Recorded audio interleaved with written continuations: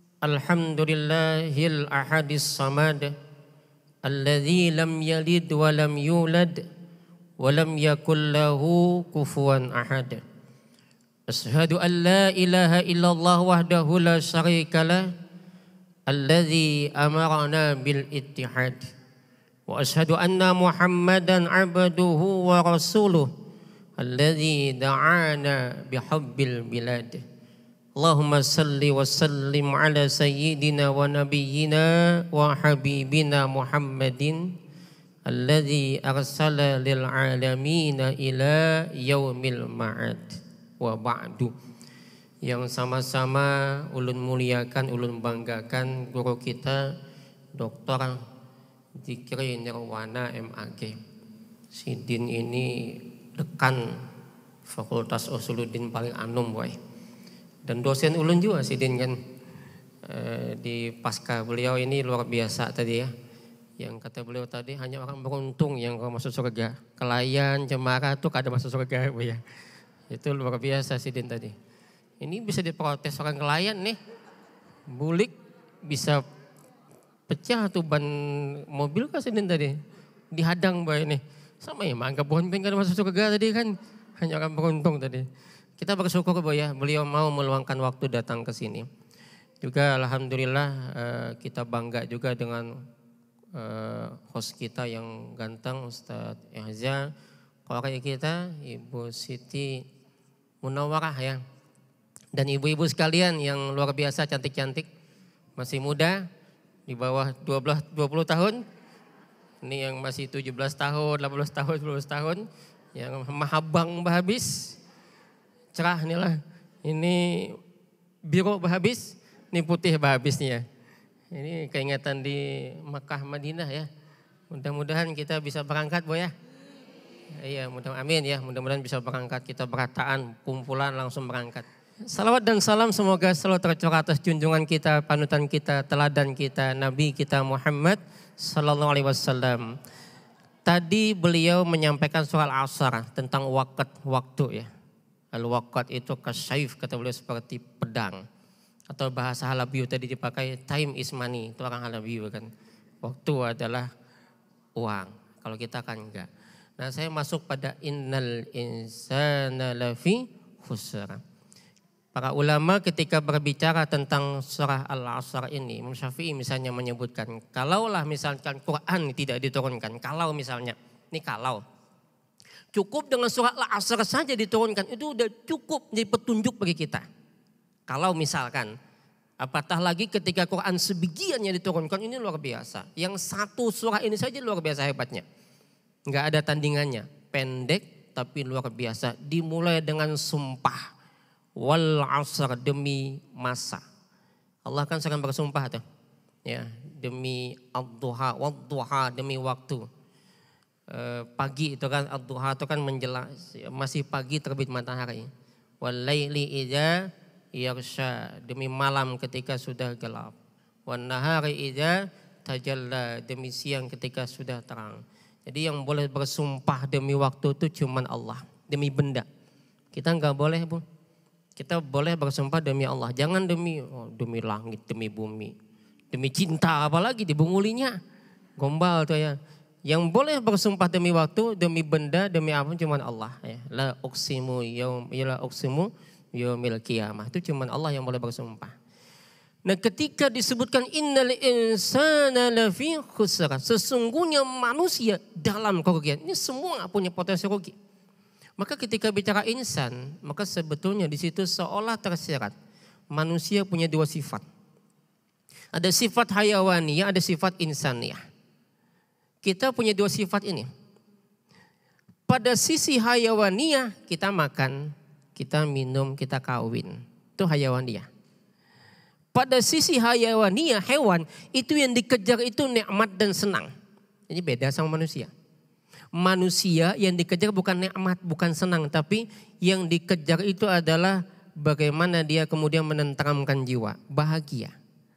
Nikmat dan bahagia itu beda. Atau dalam bahasa Halabi itu pleasure dengan happiness itu beda. Pian makan nikmat. Belum tentu bahagia. Ya kan? Di depan kita nih makanan ada ayam, ya kan. Ulun abahnya makan ayam aja.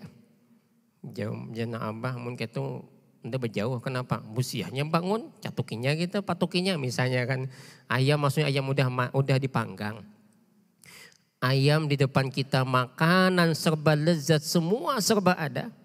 Tapi kita ingat anak kita yang mungkin sekolah di Jogja atau di luar negeri. Kita keingatan mereka bahkan kadang-kadang makanan lezat di depan kita nggak kemakan. Nggak kemakan. Kenapa? Nikmat bagi kita belum tentu bahagia. Ya. Ada yang nggak makan justru bahagia. Ya. Ketika kita dengar misalkan suami atau anak kita pulang, di depan kita makanan, kita bisa nggak sempat makan. Langsung kita ngejar ke bandara, kita sambut dia. Jauh di sana kita sambut dengan bahagia. Itu bahagia. Ada orang yang nggak makan, dia puasa kata Nabi. Justru dia mendapatkan 2 kebahagiaan. Bahagia pertama ketika dia berbuka. Bahagia kedua adalah ketika dia berjumpa dengan Tuhannya. Artinya antara nikmat dan bahagia itu beda. Nah kalau nikmat itu kaitannya dengan jasadi, kaitannya dengan jasmani, kalau bahagia itu kaitannya dengan rohani, dengan kalbu. Ini membedakan kita dengan binatang. Binatang itu insting, kita ikhtiar. Binatang cari kerja, cari makan, itu insting. Kalau manusia ikhtiar. Maka disitulah kemudian diperintahkan setelah ikhtiar baru tawakal. Ya, tawakul itu dalam bahasa Arab tawakul. Kalau kita kan nyebutnya tawakal, berserah. Nah, ini yang kemudian membedakan kita dengan binatang. Nah, manusia pada sisi hayawaniahnya kita sama. Tapi pada sisi insaniah, artinya gini, binatang diciptakan tetap jadi binatang. Kucing jadi kucing, manusia tidak. Kucing otomatis kucing, manusia itu harus belajar memanusiakan dirinya sendiri. Gimana caranya? Ada proses. Sepanjang manusia masih yang dikejar nikmat, dikejar kepuasan, dikejar kesenangan, dia masih pada sisi hewan. Tapi ketika dia yang dikejarnya ada kebahagiaan, ketentraman, kenikmatan akhirat, itulah yang namanya insan. Nah pilih mau pada sisi hewan apa kita naik jadi insan ya. Ini yang menjadikan perbedaan. Bu, pada sisi jasad ya, binatang itu ketika lahir langsung enggak berapa lama dia bisa lari. Manusia enggak. Ada manusia lahir langsung bisa singut. Lahir nih anak kita langsung bisa singut misalnya. Itu ulun yakin mamanya pingsan ininya siup. Kayaknya jantungan mati itu. Langsung bisa singut tadi. Enggak ada kan.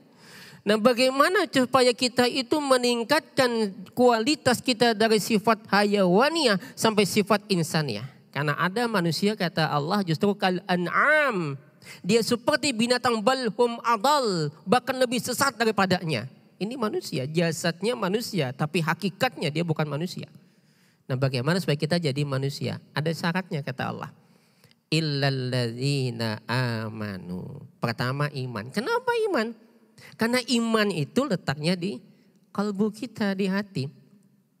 Sehingga banyak ayat qad aflahal mu'minun, sungguh yang beruntung itu adalah orang beriman. Kenapa? Karena iman itu posisinya di dalam sini. Ketentraman itu dalam hati, bukan pada jasad, bukan pada fisik, bukan pada aksesoris yang ada di luar kita, bukan, tapi di dalam sini. Maka yang pertama iman, Ibu. Iman dulu dinaikkan, ditingkatkan dulu iman tadi. Nah, iman itu kemudian dilanjutkan dengan apa? Amal. Wa amilus sholihat. Maka Al-Ghazali juga menyebutkan bahwa semua kita punya potensi rugi kecuali orang yang beriman.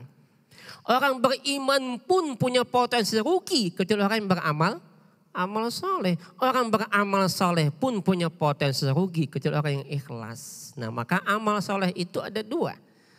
Yang pertama amal soleh itu secara zat dia amal soleh. Salat amal soleh, zakat amal soleh, puasa amal soleh. Tapi dari sisi perbuatannya bisa enggak amal soleh lagi. Ya, ketika dia ingin supaya dilihat salatnya, riya sudah. Ya, kan riya itu ketika yang dilihat. Apalagi kalau yang lewat itu mintuha. Ya. Yang biasanya rukuk baca subhana rabbiyal azim 3 kali. Pas mintuha lewat dibaca 15 kali dibacanya. Subhanallah azim. 15 kali dibaca. Kenapa? Mintuha lewat. Maka ria, jadi amal soleh itu menjadi amal soleh. Itu ketika apa? Dikaitkan lagi dengan bagaimana dia. Ada misalnya contoh yang ada utang misalnya utang. Ya. Kemudian ada yang nagih utang dengan kita. Kita lagi sholat sunnah. Mana yang diutamakan? Kita punya duit. Utang dulu. Karena wajib. Sosial dulu. Ya. Kenapa? Karena sholat sunat. Ya. Bahkan kita harus melihat mana yang lebih utama, lebih darurat. Misalnya gini, besok hari Jumat. Saya mau sholat Jumat. Tiba-tiba lewat ada orang nyemplung ke sungai. Jatuh. Apa yang kita lakukan? Nolong orang yang lagi nyemplung di sungai apa sholat Jumat dulu? Nolong dulu. Hadangi dulu lah, aku sembahyang Jumat. Mati sih Din. Sholat Jumat, selesai sholat Jumat kita balik. Mana orangnya? Udah mati dia. Maka nolong. Loh kan hak Tuhan didahulukan. Menolong orang juga hak Tuhan. Ya. Jadi hak Tuhan itu menolong orang juga adalah hak Tuhan. Maka amal soleh itu pada sisi zatnya dia amal soleh. Tapi dia bukan amal soleh lagi ketika dikaitkan dengan perilaku dalam melaksanakan amal soleh itu. Maka amal soleh itu akhirnya apa? Ikhlas kata Al-Ghazali. Ya. Kecuali orang yang mukhlisin. Dan orang ikhlas itu gak ada ruginya. Ya, Bapak Ibu. Ibu yang dirahmati Allah. Nah kemudian setelah itu apa lagi? Tawasau bil haq. Tawasau bis sabar. Tawasau bukan tanasahu. Kalau tanasahu kan saling menasihati. Ini tawasau saling mewasiati. Dalam kebenaran dan dalam kesabaran. Enggak mungkin ibu kita cuma soleh pribadi. Ajak yang lain. Maka itulah saya selalu ingatkan bahwa mari kita masyarakatkan insaniah. Dan menginsankan masyarakat.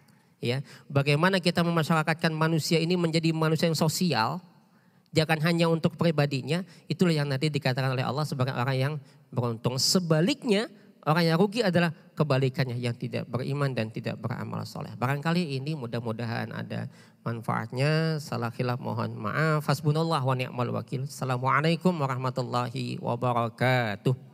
Waalaikumsalam. Baik, terima kasih banyak kepada Ustadz Husaini yang sudah menyampaikan tausiah yang kedua berkenaan dengan tema orang-orang yang beruntung dan orang-orang yang merugi. Banyak sekali pesan yang sudah disampaikan kepada kita Bu ya, terutama tadi juga Ustadz Husaini berpesan kepada kita agar kebaikan-kebaikan yang kita lakukan atau yang kita dapatkan bukan hanya untuk diri kita, tapi kita masyarakatkan kebaikan itu agar menjadi kebaikan bersama. Masya Allah, mudah-mudahan kita termasuk orang-orang yang senantiasa mampu beramal soleh untuk diri dan orang-orang yang ada di sekeliling kita. Amin ya Rabbal alamin. Masya Allah. Baik, langsung saja kita buka sesi tanya jawab. Untuk yang di awal ini 2 pertanyaan dulu Bu ya. Boleh angkat tangan yang ingin bertanya Ibu? Masya Allah, semua ingin bertanya nih Ustadz. Baik, ulun pilih jagin Bu lah, silahkan Ibu. Oke, silahkan Bu. Bismillahirrahmanirrahim. Assalamualaikum warahmatullahi wabarakatuh. Waalaikumsalam warahmatullahi wabarakatuh. Perkenalkan, nama saya Hajah Halimatus Sa'diyah dari pengajian Masjid Istiqomah. Pak Ustadz, saya mau bertanya. Apa makna keberuntungan dari sisi Allah Ustadz? Karena saya melihat ada orang yang kehidupannya serba susah. Padahal saya perhatikan dia orang yang rajin ke masjid. Bagaimana pandangan Ustadz? Terima kasih. Wassalamualaikum warahmatullahi wabarakatuh. Waalaikumsalam warahmatullahi wabarakatuh. Masya Allah. Baik, terima kasih banyak Ibu Hajah Halimatus Sa'diyah Bu ya. Pertanyaannya kita tujukan kepada Ustadz Zikri untuk menjawabnya. Apa makna keberuntungan dari sisi Allah Ustadz? Karena ada barangkali dari sebagian saudara kita yang dia melaksanakan ibadah bahkan ke masjid, terutama bagi yang laki-laki, namun kehidupannya ternyata seolah-olah kita lihat tidak beruntung. Bagaimana pandangan Ustadz? Silakan Ustadz. Baik, terima kasih dari Ibu, siapa tadi? Ibu Halimatus Sa'diyah. Makna keberuntungan dari sisi Allah. Barangkali kalau kita mendengarkan tausiah kedua tadi dari Ustadz Husaini Sahlan, kita sudah bisa memahami bahwa sesungguhnya keberuntungan itu sesuatu yang dapat menenangkan hati kita. Yang dapat menenangkan hati kita, membuat hati kita nyaman, membuat hati kita tentram, tenang. Itulah sebuah keberuntungan. Sesuatu yang memang dalam hal ini tidak mesti diukur dengan materi. Karena itu maka kita jangan memaknai kebahagiaan, Kekayaan itu adalah dengan sesuatu yang selalu berorientasi materi. Nabi SAW mengingatkan kita. Kata beliau SAW, laisal ghina bikathratil ard walakinnal ghina ghina nafs. Atau kama qala Rasulullah. Bukanlah, kata Nabi, kekayaan itu adalah dilihat dari banyaknya harta. Dilihat dari banyaknya aset. Dari materi yang kita miliki. Tetapi sesungguhnya yang disebut dengan kaya itu adalah kaya hati. Nah, bukan kaya warik atau kaya yang lain ya. Ibu-ibu sekalian yang dirahmati Allah. Maka seharusnya kita mengorientasikan usaha dan amal kita ini untuk menenangkan hati. Dan menenangkan hati itu, ya kalau kita lihat dari semboyan tradisi barat tadi, selalu orientasinya duit. Ya kada? Bila kada banyak duit, guru kada bahagia kita. Duit juga nang menyamani aja. Ya kayak itu kalau kita selalu seperti itu. Tetapi kita tidak menafikan realita, kenyataan bahwa banyak orang-orang yang menderita di istana yang megah. Banyak orang yang bunuh diri di rumah-rumah mewahnya. Ayo, kalau kita mengukur kebahagiaan dan keberuntungan itu dengan materi, maka lepas. Tidak tepat kita memaknainya seperti itu.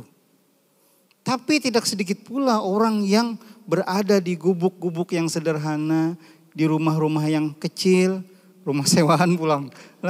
Tapi mereka bisa tertawa, bisa bahagia, makan kada berpemantang.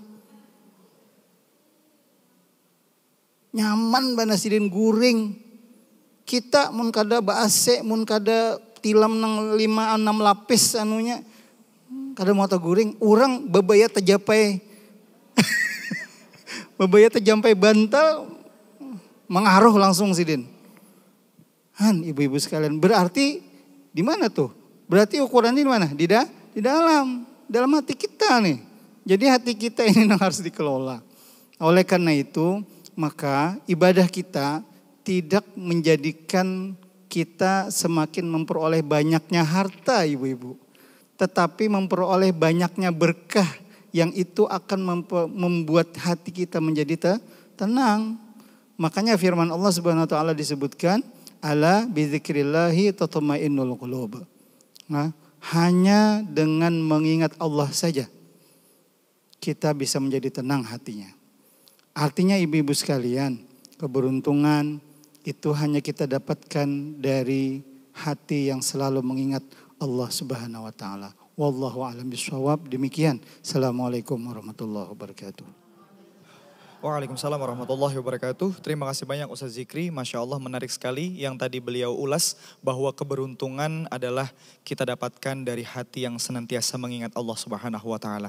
Pada dasarnya memang Ustaz ya, tadi Ustaz juga menyampaikan bahwa pentingnya untuk menjaga hati yang tenang. Karena ulun pernah mendengar Ustaz bahwa kecemasan, khawatir, takut, ragu-ragu itu memang dosa juga begitu Ustaz ya. Masya Allah. Baik, mudah-mudahan Bu, kita senantiasa menjadi orang-orang yang tenang, yang nyaman ya Bu ya, yang damai begitu ya. Dan hati kita selalu mengingat Allah Subhanahu wa taala. Amin ya rabbal alamin. Baik, langsung saja kita mintakan kepada penanya yang kedua. Silahkan Ibu. Assalamualaikum warahmatullahi wabarakatuh. Waalaikumsalam warahmatullahi wabarakatuh. Perkenalkan, ulun Hajah Nana dari pengajian Masjid Istiqomah. Ustadz izin bertanya.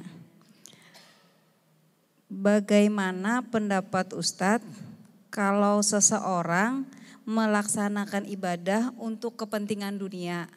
Misalnya mengerjakan sholat duha, kepentingannya supaya menjadi kaya. Baik, terima kasih Ibu Hajah Nana Bu ya. Kita tujukan kepada Ustadz Husaini untuk menanggapinya bagaimana tanggapan Ustadz jika ada orang-orang yang melaksanakan ibadah tapi kepentingannya hanya dunia Ustadz. Silakan Ustadz. Baik, baca sholat duha lah supaya sugi. Baca suratul waqiah supaya sugi.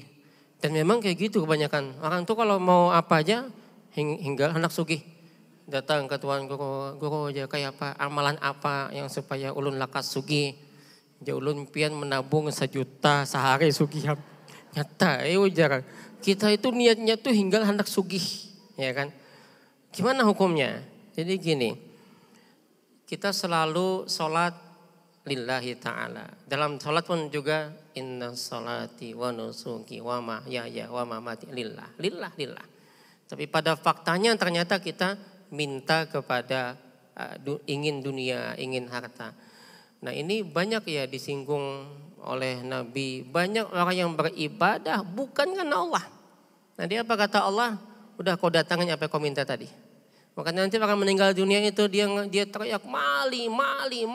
Apa mali? Ada mali kan? Bini mali atau bini mali sini? Mali itu hartaku. Dia akan cari hartanya. Karena dia nanti apa yang diibadahkan adalah karena hartanya. Kata Allah kau datangin tuh hartamu. Ada yang beribadah karena ingin dipuji, kau datangin tuh apa yang kau inginkan tadi. Kan ada 3 nanti ibu ya, yang nanti dipanggil di hadapan Allah di hari kiamat nanti. Yang pertama adalah orang yang berjihad di jalan Allah. Dia berkata ketika ditampakkan semua ibadah dia, kata Allah apa yang kau lakukan? Maka orang nanti mengatakan saya berjihad ya Allah karena engkau. Bukan, kata Allah, dusta, kadzab tak kau dusta. Kau berjihad, kau berjuang supaya dipanggil pahlawan. Ada lagi yang baca Quran juga ibu. Nanti ditanya juga, ditunjukin juga nikmatnya. Ditanya lagi apa yang kau lakukan dengan ini. Maka kata orang itu saya mengaji ya Allah. Karena engkau ya Allah, saya belajar karena engkau. Dusta kata Allah. Kau mengaji, kau belajar supaya dipanggil qari. Supaya kau dipanggil orang alim, supaya dipanggil kiai dan sebagainya. Yang ketiga orang yang bersedekah. Maka artinya itu sama tadi orang yang istilahnya itu menginginkan dunia bukan menginginkan Allah. Maka ibu gini, satu aja. Boleh enggak? Enggak salah kita pengen sugih, boleh. Karena namanya hidup itu kan pengen juga ekonomi. Tapi satu, kalau kita ingin dapatkan ekonomi yang nyaman, bagus, minta dengan yang ampunnya Allah. Maka gimana caranya? Niatkan semua karena Allah. Salat karena Allah, baca Quran karena Allah. Walaupun kata Nabi man qara'a suratul waqiah lam faqatan abada. Siapa yang baca surah Waqiah dia tidak akan pernah difakirkan selamanya. Tapi niat kita karena Allah. Maka ketika niat kita karena Allah, maka insya Allah dunia dapat. Ya. Dan jangan pernah, dan saya sampai sekarang nggak ketemu dalil satupun bahwa bila orang salat duha itu sugih. Saya nggak pernah ketemu dalil itu. Kalau suratul Waqiah saya ketemu. Itu pun hadisnya kan ada yang mengatakan itu hadisnya dhaif. Tapi itu pun sekedar dikatakan bahwa siapa yang baca suratul Waqiah dia tidak akan difakirkan, itu aja, enggak, bukan dikatakan kaya, tidak. Ya, jadi saya kira nanti ya hukumnya jelas bahwa orang itu dia mendapatkan pahala dunianya, bukan pahala dari Allah. Dia tidak mendapatkan pahala dari Allah. Saya kira itu ibu ya. Terima kasih. Ya. Baik, terima kasih banyak kepada Ustadz Husaini yang sudah menyampaikan jawaban dari pertanyaan yang kedua. Baik, Ibu masih ada waktu, insya Allah nanti kita akan masuk sesi tanya jawab lagi, namun setelah pesan-pesan yang berikut ini. Pemirsa, tetaplah bersama kami dalam acara Hari yang Berkah, Sejukkan Hati.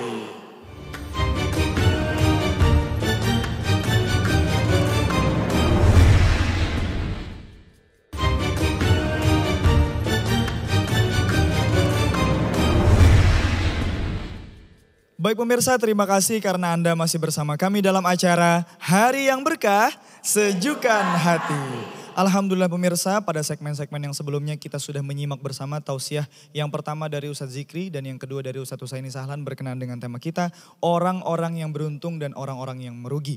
Banyak sekali pesan yang sudah kita dapatkan, pada dasarnya jadilah kita orang-orang yang senantiasa ingat dengan Allah Subhanahu wa taala. Agar apa? Karena orang-orang yang beruntung hanyalah orang-orang yang ingat dengan Allah Subhanahu wa taala. Baik ibu-ibu sekalian, alhamdulillah Bu, kita sudah menyimak bersama tausiah dan bahkan tadi ada sesi tanya jawab Bu ya. 2 orang penanya pertama dan alhamdulillah kita masih ada kesempatan waktu untuk bisa bertanya kembali dengan para ustadz kita. Silakan Ibu yang ingin bertanya, penanya yang ketiga Bu ya, silakan. Assalamualaikum warahmatullahi wabarakatuh. Waalaikumsalam warahmatullahi wabarakatuh. Perkenalkan, nama saya Hajah Ratnawati dari Majelis Taklim Istiqomah Banjarmasin. Yang ingin saya tanyakan di sini ialah apa ciri-ciri orang yang merugi? Hanya itu pertanyaan saya. Baik. Terima kasih. Assalamualaikum warahmatullahi wabarakatuh. Waalaikumsalam warahmatullahi wabarakatuh.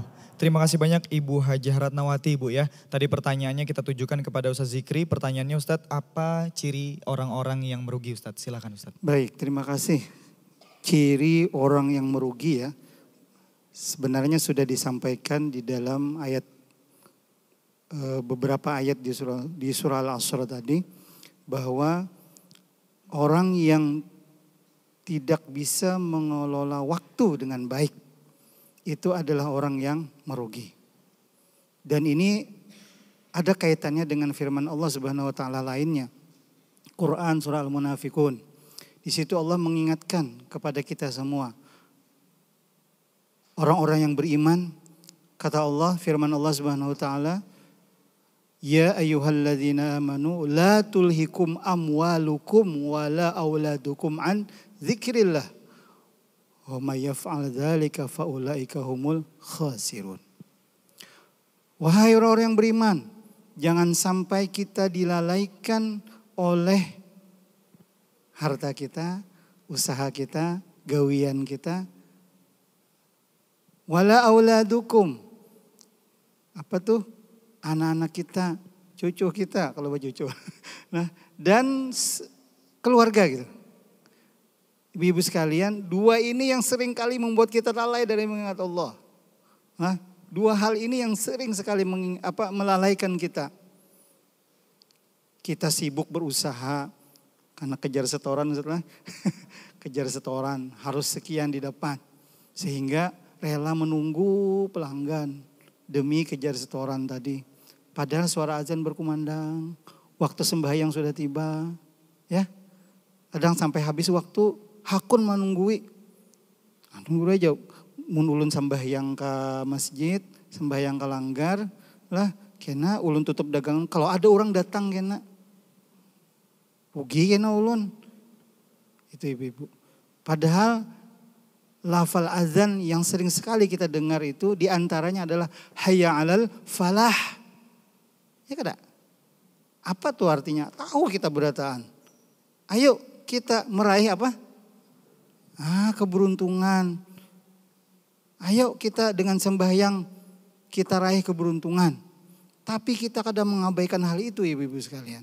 Kenapa? Karena itu tadi hati kita yang belum tertata dengan baik.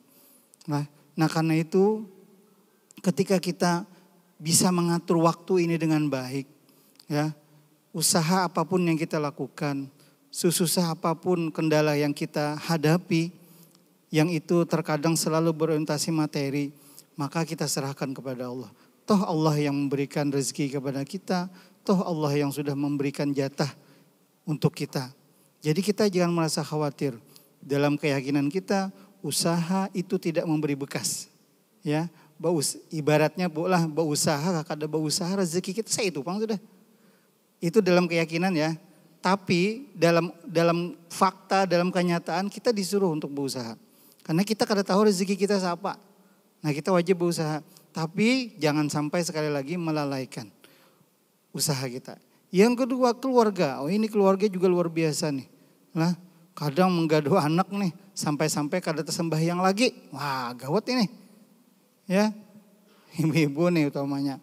Macam-macamnya alasan, panci lah buntu, serinjing lah hangit. Nah, jadi kada kawa jauh sembahyang dulu, kada kawa sembahyang dulu. Nah, apalagi nanti ibu-ibu nih misalnya masa haid atau ya haid ya misalnya, basing aja bala lambat. Nah ini ya hati-hati nih. Lah, jadi jangan sampai kemudian ini membuat kita melalaikan. Karena orang yang melalaikan berarti tidak bisa mengelola waktu. Ya, kalau orang yang melalaikan waktu, tidak mengelola waktu dengan baik, padahal kita di dunia ini sudah diberikan kesempatan oleh Allah Subhanahu wa taala untuk beribadah, kita diciptakan oleh Allah untuk mengabdi, untuk ibadah kepadanya, maka itu yang harusnya kita lakukan. Semua, nah tadi kaitannya lawan niat sebetulnya ya. Kita niatkan ini untuk ibadah kepada Allah. Pian menggaduh anak itu untuk Karena memang itu adalah perintah dari agama. Kita mengasuh anak karena kewajiban kita. Tetapi jangan sampai kewajiban kita ini mengalahkan kewajiban yang lain. Nah ini barangkali yang harus kita camkan dan renungkan dengan baik. Iman, amal soleh, kemudian kepedulian terhadap orang lain. Ibu-ibu sekalian, ini menjadi kunci. Ya, menjadi kunci kita. Dan itu semuanya adalah terkait erat dengan pengelolaan waktu. Ya, kapan kita untuk dengan keluarga, kapan kita untuk bekerja, kapan kita untuk beribadah. Nah, orang-orang dulu itu luar biasa ibu-ibu sekalian. Mengelola waktu itu dengan sangat baik. Karena itu ada yang membagi menjadi beberapa sepertiga untuk istirahat, sepertiga untuk ibadah, sepertiga untuk belajar. Seperti itu. Nah jadi memang kita harus mengelola itu. Ada perhatian untuk keluarga, ada perhatian untuk Allah, ada perhatian untuk yang lain, untuk diri kita. Jadi harus ada jatahnya masing-masing. Nah ketika kita bisa mengelola itu, maka insya Allah mudah-mudahan kita tidak menjadi orang yang merugi. Demikian, terima kasih. Assalamualaikum warahmatullahi wabarakatuh. Waalaikumsalam warahmatullahi wabarakatuh. Terima kasih banyak kepada Ustaz Zikri yang menjawab pertanyaan yang ketiga dan pertanyaan terakhir. Baik, silakan Ibu yang di tengah, nggih. Bismillahirrahmanirrahim. Assalamualaikum warahmatullahi wabarakatuh. Waalaikumsalam warahmatullahi wabarakatuh. Saya Ibu Suryani, anggota Majelis Taklim Masjid Istiqomah. Saya ingin bertanya Pak Ustadz, bagaimana agar hubungan orang tua dan anak selalu dalam keberuntungan? Terima kasih Pak Ustadz. Baik, terima kasih Ibu Suryani tadi Bu ya.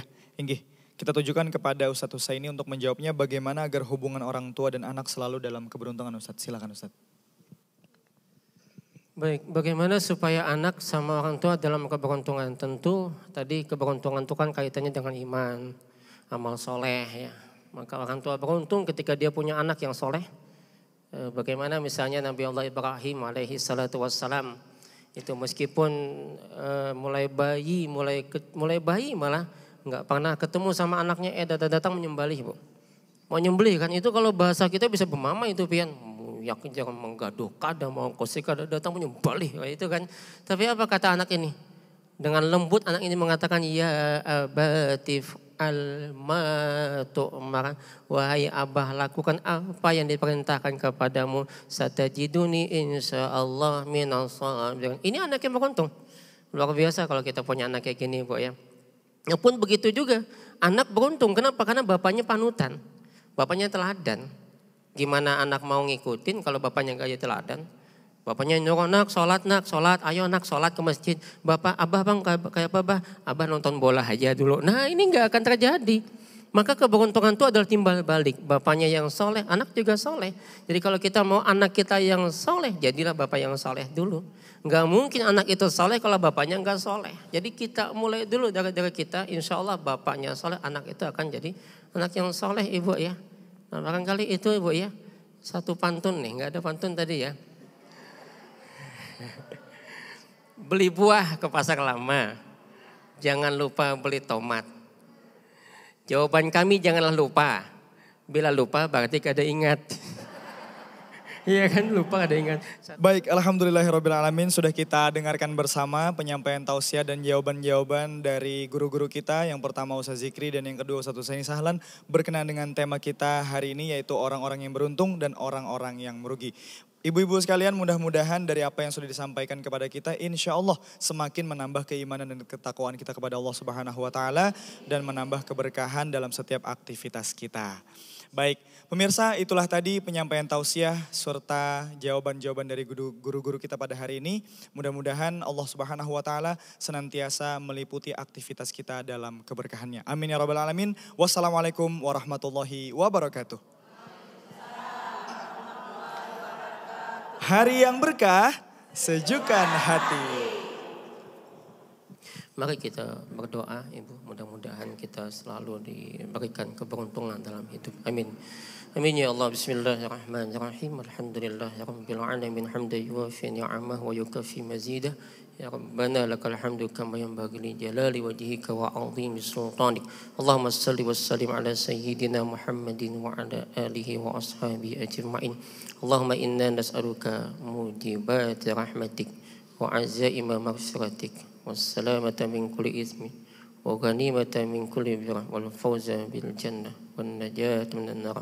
Allahumma ya Allah, kami di hari ini memohon kepadamu ya Allah, segala sesuatu yang menyebabkan turunnya rahmatmu ya Allah, segala sesuatu yang memastikan ampunanmu ya Allah, keselamatan dari segala dosa, keberuntungan dari setiap perbuatan baik, kemenangan dengan meraih surgamu dan keselamatan dari nerakamu. Allahumma rabbana atina fid dunya hasanah wa fil akhirati hasanah wa qina azaban nar. Wa sallallahu ala sayyidina Muhammadin wa ala alihi wa sahbihi wasallam bi fadli subhana rabbika rabbil izzati amma yasifun wa salamun alal mursalin walhamdulillahi rabbil alamin. Astaghfirullah rabbal baraya. Astaghfirullah minal khataya. Astaghfirullah rabbal baraya. Astaghfirullah minal khataya. Hasbunallah wa ni'mal wakil. Assalamualaikum warahmatullahi wabarakatuh.